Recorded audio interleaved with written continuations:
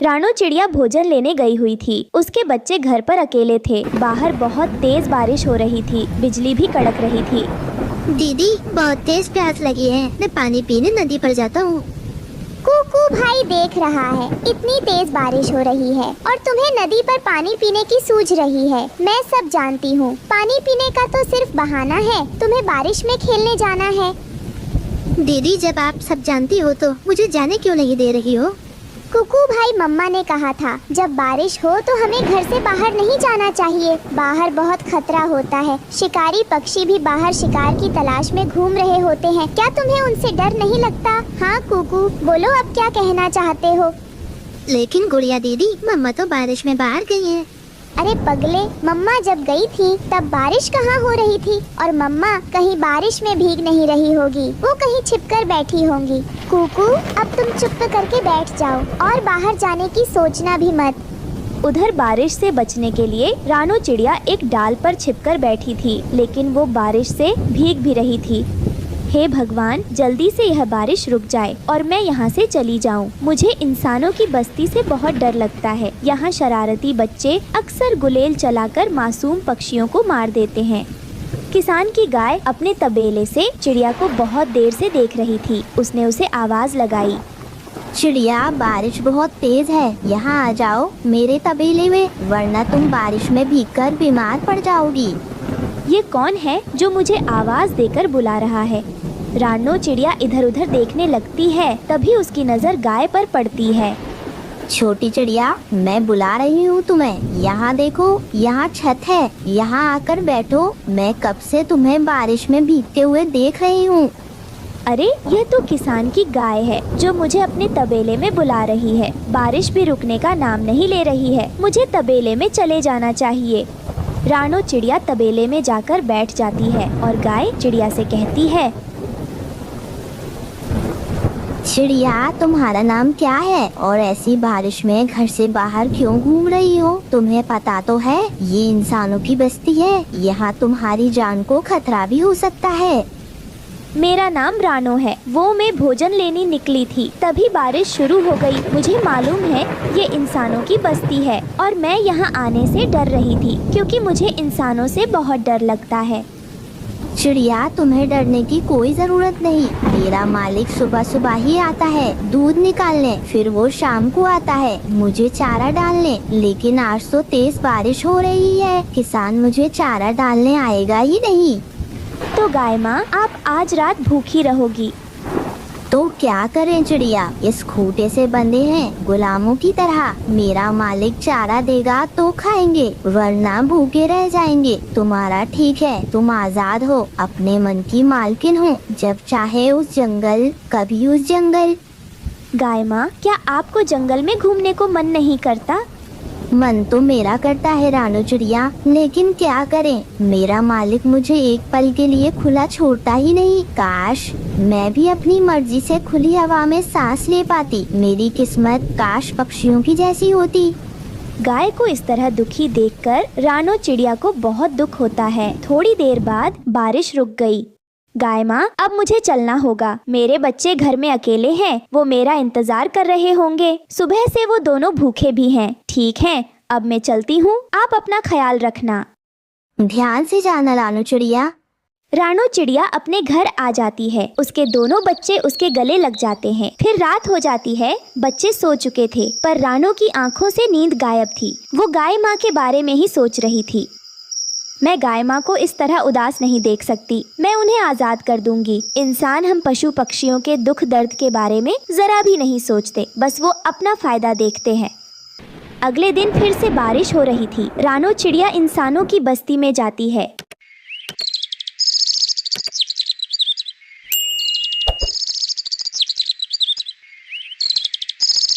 और गाय माँ को खूंटे से खोल देती है।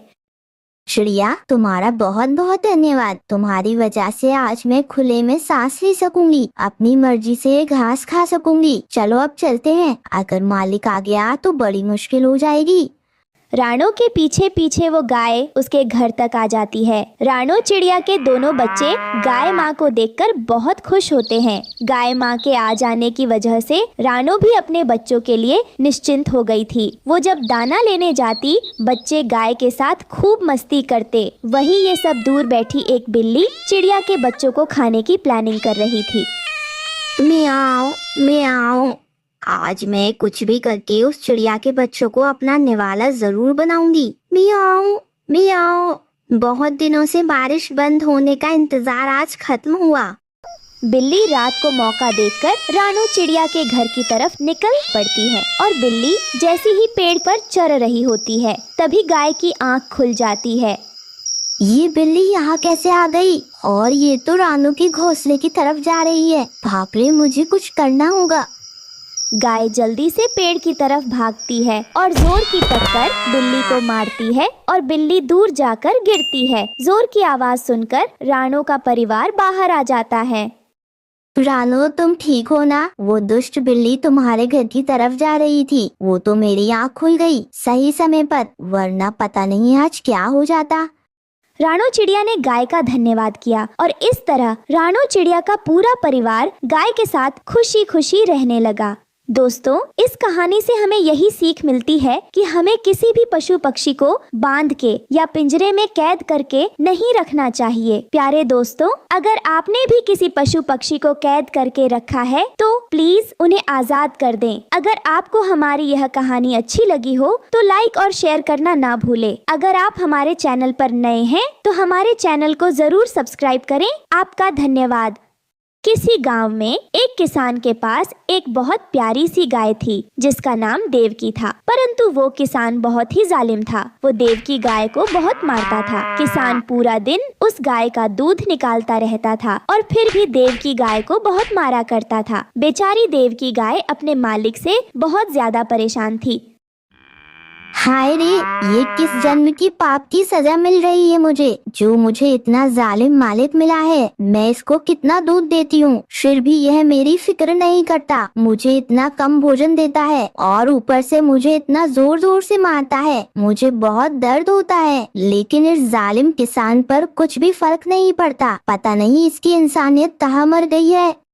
परंतु देवकी गाय ने अब यह फैसला कर लिया था कि अब वो ऐसी जिंदगी और नहीं गुजारेगी। बस अब और नहीं, मैंने अब फैसला कर लिया है। मैं अब इस किसान के साथ बिल्कुल नहीं रहूंगी। अपना पूरा जोर लगाकर आज रस्सी तोड़ दूंगी और फिर यहाँ से भाग जाऊंगी हमेशा के लिए, और फिर कभी दोबारा लौटकर यहाँ नहीं आऊंगी। फिर देवकी गाय ऐसा ही करती है। देवकी गाय अपना पूरा जोर लगाती है और आखिरकार वो रस्सी टूट ही जाती है। देवकी गाय किसान के पास से भाग जाती है। भागते भागते गाय घने जंगलों में पहुंच जाती है। तभी जमीन पर पड़ा हुआ एक नुकीला कांटा देवकी गाय के पैर में घुस जाता है और बेचारी गाय जख्मी होकर जमीन पर गिर जाती है और दर्द के मारे करहाने लगती है। बहुत दर्द हो रहा है, मुझे बहुत दर्द हो रहा है। ये इतना नुकीला कांटा मेरे पैर में घुस गया, मेरा तो खून भी निकल रहा है। कोई है यहाँ पर? कोई है? मेरी मदद करो, कोई मुझे बचाओ। बेचारी मासूम गाय बहुत तकलीफ में थी, परंतु उसकी आवाज सुनने वाला वहाँ पर कोई भी नजर नहीं आ रहा था। तभी अचानक राणो चिड़िया वहीं से गुजर रही थी। राणो चिड़िया उस बेचारी जख्मी गाय को देख लेती है। अरे बाप रे, ये इस बेचारी गाय को आखिर क्या हुआ है? इसका इतना खून क्यों निकल रहा है? लगता है ये जख्मी हो गई है। मुझे इसकी अभी मदद करनी चाहिए। ऐसा कहकर राणो चिड़िया उस गाय के पास आकर बैठ जाती है।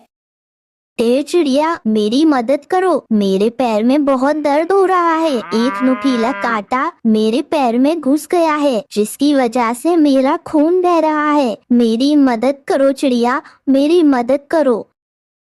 गाय बहन, आप बिल्कुल चिंता मत करिए। मैं अभी डॉक्टर तोताराम को बुलाकर लाती हूँ। वो आपकी चोट को देखकर आपकी टांग की पट्टी कर देंगे, फिर आप बिल्कुल ठीक हो जाएंगी। आप घबराइए मत।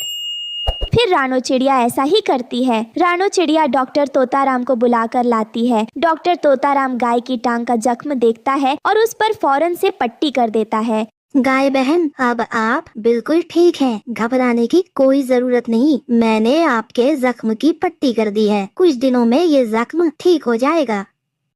रानू चिड़िया और तोताराम भैया, आप दोनों का बहुत बहुत शुक्रिया। आपने मेरी बहुत मदद की है, नहीं तो मुझे बहुत जोर की चोट लग गई थी।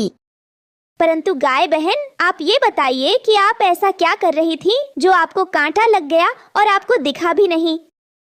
रानू चिड़िया, मेरा मालिक एक किसान है, परंतु वो किसान बहुत जालिम है। वो दिन भर मेरा दूध निकालता है और मुझे खाने को भी कुछ भी नहीं देता और उल्टा मुझे मारता भी है। इसलिए मैंने सोचा कि उसको छोड़कर मैं जंगल में भाग जाऊंगी। जब मैं भाग रही थी तो ना जाने कहां से ये कांटा मेरे पैर में घुस गया और मैं जख्मी हो गई। वो तो आज आप सही समय पर आ गई।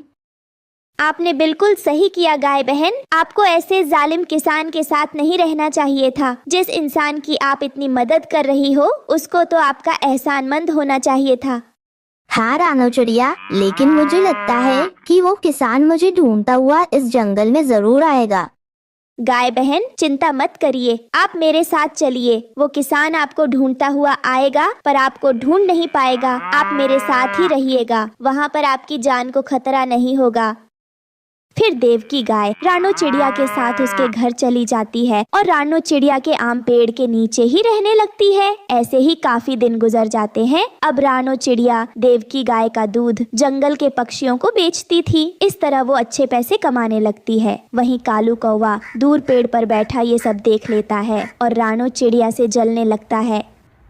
अरे वाह, इस रानो चिड़िया की तो इस गाय से बड़ी अच्छी दोस्ती हो गई है। हमेशा ये दोनों साथ ही नजर आती हैं। रानो चिड़िया बहुत चालाक है, हमेशा सबको अपना दोस्त बनाकर उनसे फायदा उठाती है। पर ज्यादा दिन नहीं, मैं इस रानो चिड़िया की ये खुशी जल्द ही छीन लूंगा। वही दूसरी तरफ वो किसान अपनी गाय को जंगल में हर जगह ढूंढ रहा था, लेकिन किसान को अपनी गाय कहीं नहीं मिल रही थी। अरे ना जाने ये नाशपीती गाय मेरी रस्सी तोड़कर कहाँ भाग गई। 2 दिन से ग्राहक मेरे घर पर आ जा रहे हैं, परंतु मैं उन्हें दूध नहीं बेच पा रहा हूँ। इस गाय को एक बार ढूंढ लूं, फिर इसे ऐसा मारूंगा कि इसकी अकल ठिकाने आ जाएगी। तभी उस किसान को वो कालू कौवा मिलता है।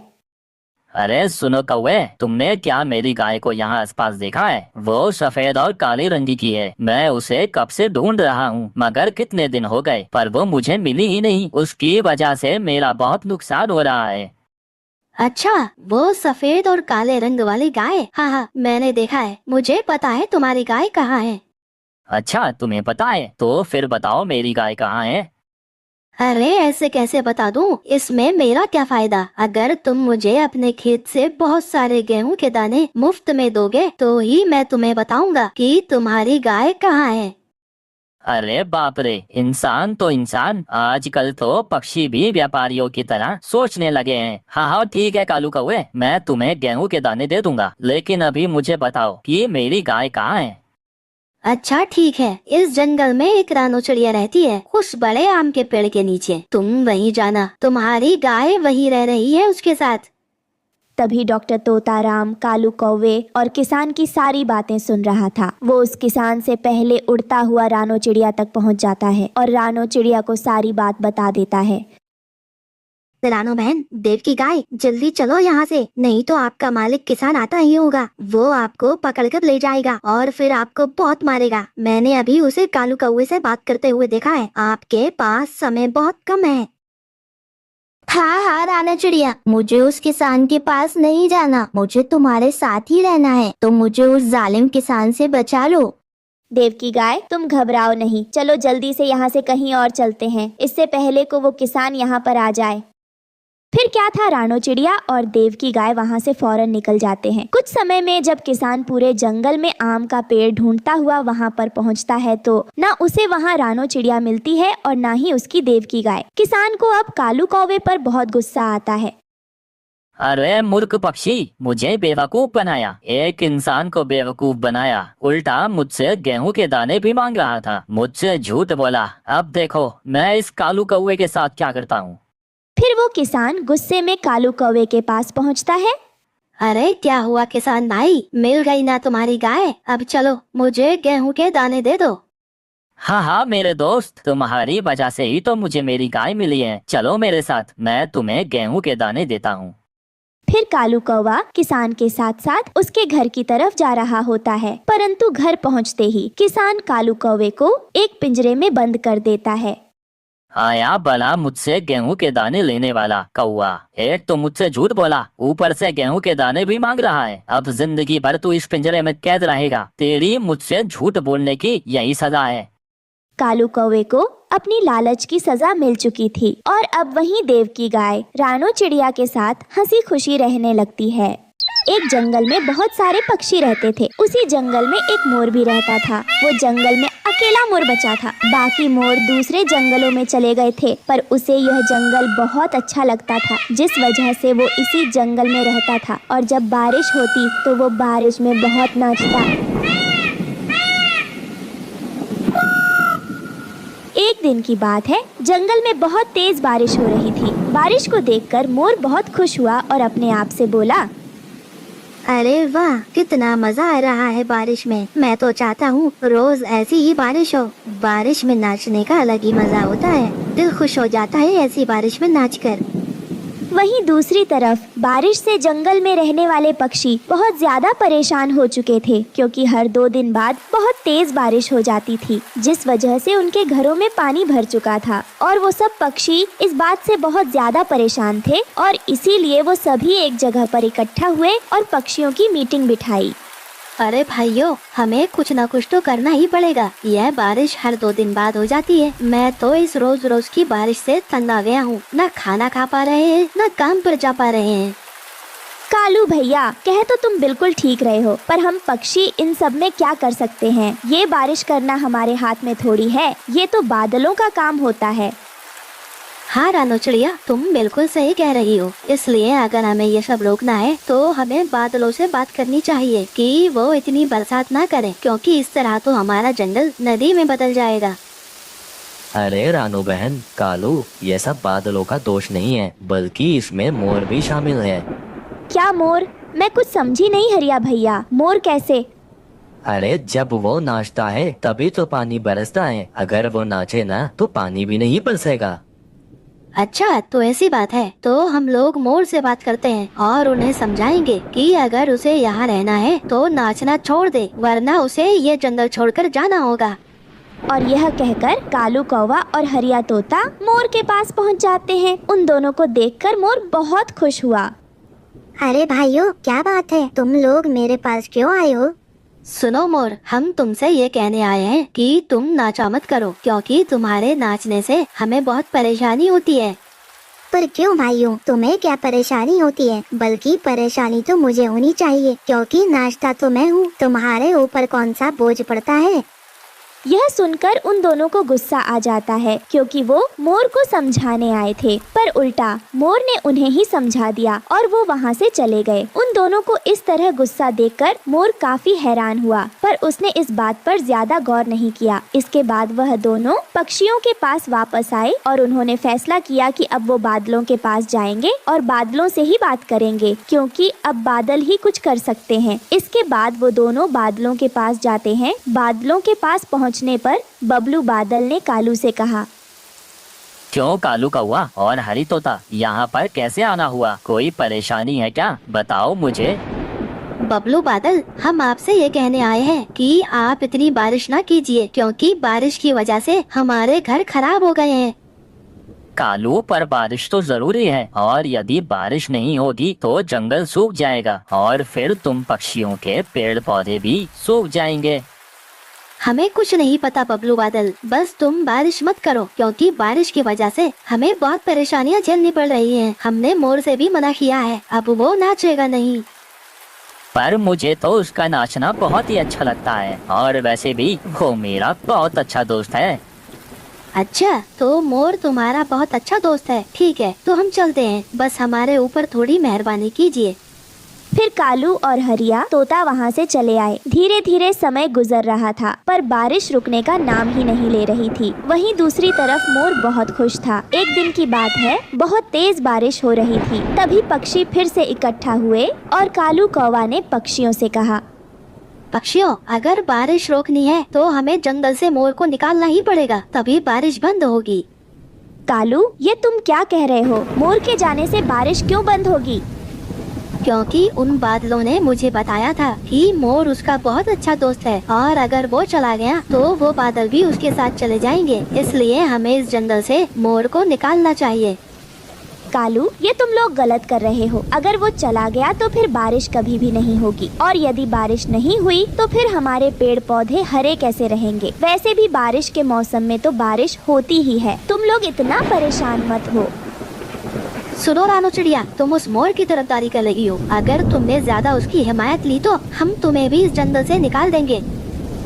यह सुनकर रानो चिड़िया शांत हो जाती है, क्योंकि उसके पास कोई दूसरा घर नहीं था। वो इस जंगल को छोड़कर नहीं जाना चाहती थी, पर उसे पता था अगर मोर चला गया तो फिर जंगल पर आफत टूट पड़ेगी। फिर वो सब पक्षी मोर के पास गए और कालू ने मोर से कहा, मोर, अब तुम हमारे जंगल को छोड़कर चले जाओ। क्यों? ये जंगल मेरा भी है, मैं इस जंगल को छोड़कर नहीं जाऊंगा। नहीं, यह जंगल हमारा है। वैसे भी तुम्हारे सारे साथी मोर यहाँ से चले गए हैं, तुम भी उन्हीं के पास जाओ, और यदि नहीं गए तो हम तुम्हें धक्के मारकर निकाल देंगे। यह तुम अच्छा नहीं कर रहे हो, यह जंगल सभी पक्षियों का है। बस मोर, बस, अब और नहीं, तुम हमें मत बताओ, बस तुम यहाँ से चले जाओ।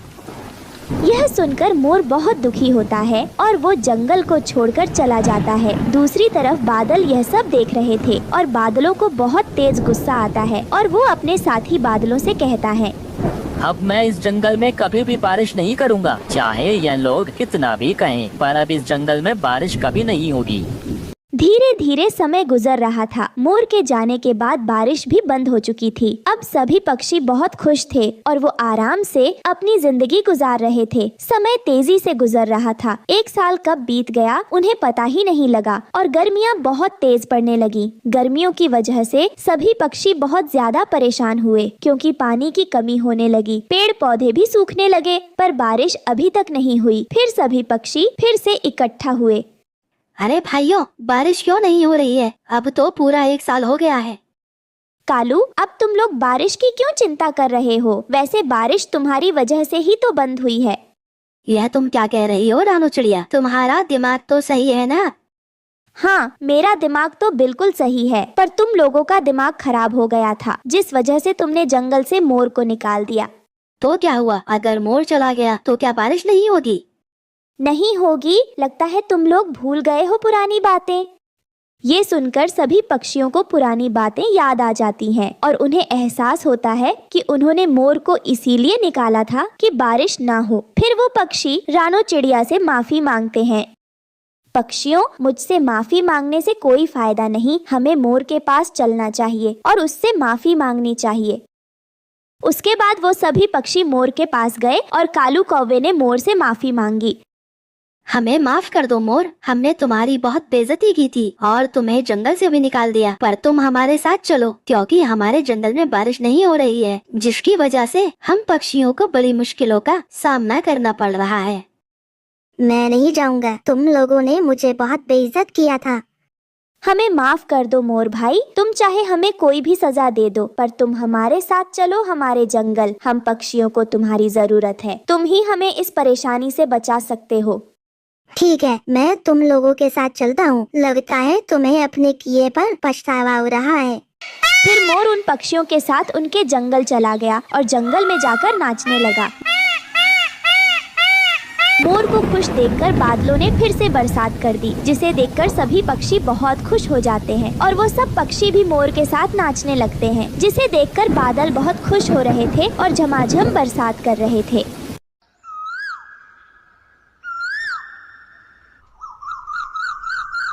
रानो चिड़िया अपनी बेटी के साथ अपने घोंसले में बैठी हुई थी। रानो चिड़िया बहुत गरीब थी और बारिशों का मौसम शुरू होने वाला था। रानो चिड़िया का घोंसला भी कई जगह से टूटा फूटा था। ऐसे में एक दिन हरी तोता उसके घर आता है। चिड़िया बहन, आप अभी तक यहाँ बैठे हो? जल्दी से मेरे साथ चलो। अरे भैया, हमें कहाँ जाना है? पहले मुझे बताओ तो सही। चिड़िया बहन, तुम्हें नहीं पता, जंगल के महाराज जी ने सभी पक्षियों को अपने महल में बुलाया है। अच्छा, तो ये बात है। तभी मैं कहूँ कि कालू और गोरी सुबह सुबह कहाँ जा रहे थे। रानो चिड़िया, आप जल्दी से चलिए, मैं तो पहले ही लेट हो चुका हूँ। हरी तोते की ये बात सुनकर रानो चिड़िया अपनी बेटी को उठाती है और महल की तरफ निकल जाती है।